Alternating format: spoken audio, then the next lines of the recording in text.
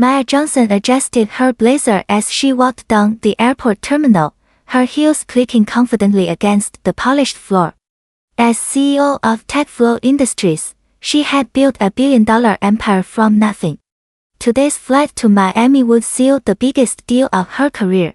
First class, C2A, she told the gate agent, presenting her boarding pass with a warm smile. The agent barely glanced up. Economy boarding hasn't started yet. Actually, I'm first class, Maya repeated, pointing to her ticket. Inside the aircraft, Maya found her seat and settled in, pulling out her laptop. The plane buzzed with pre-flight energy. Passengers stowed their bags, chatted quietly, and prepared for departure. Excuse me, miss. A flight attendant named Sarah appeared beside her seat, her voice sharp and cold. I need to see your ticket. Maya looked up, confused. Of course. She handed over her boarding pass, the first-class designation clearly printed. Sarah studied it for an uncomfortably long time, then shook her head. This can't be right. You'll need to move to economy. I'm sorry, what?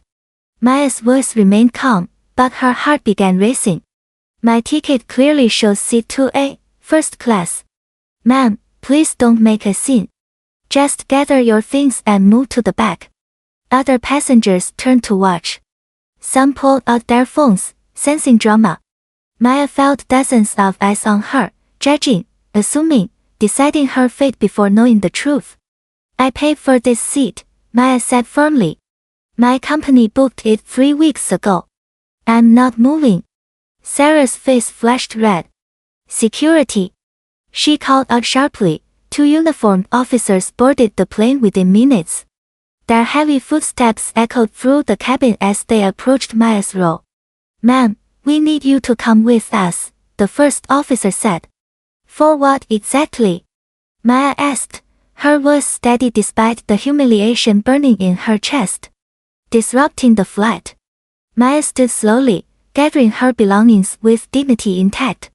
Every passenger watched as she walked the aisle of shame, her head held high.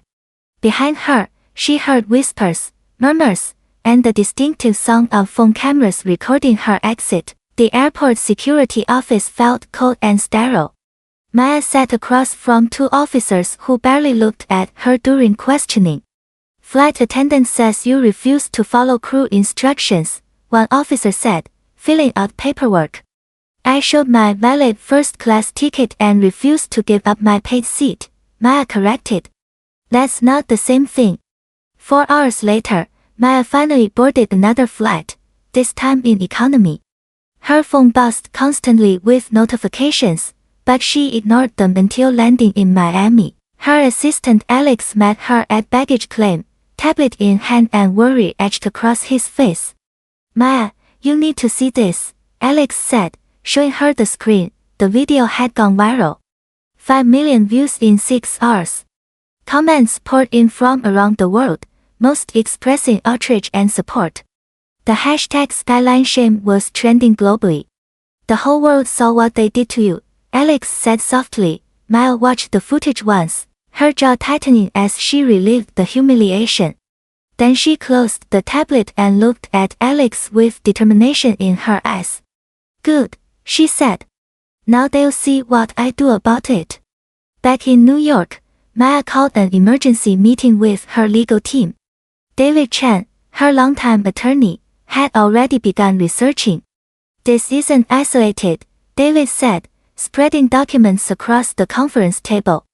I found 12 similar incidents with Skyline in the past 2 years.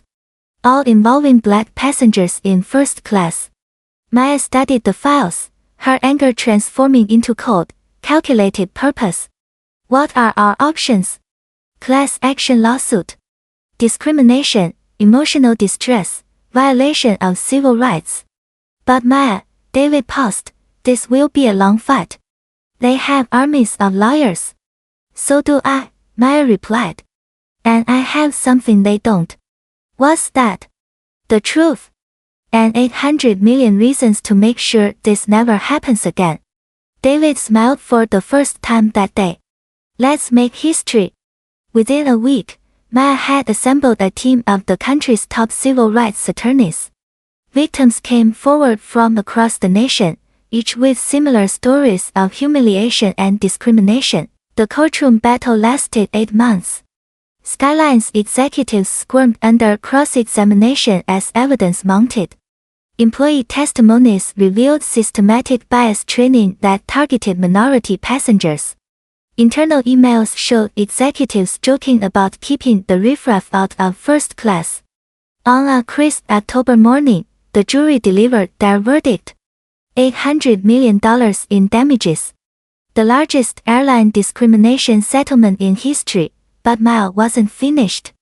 She used the money to establish the Equal Skies Foundation, ensuring fair treatment for all travelers.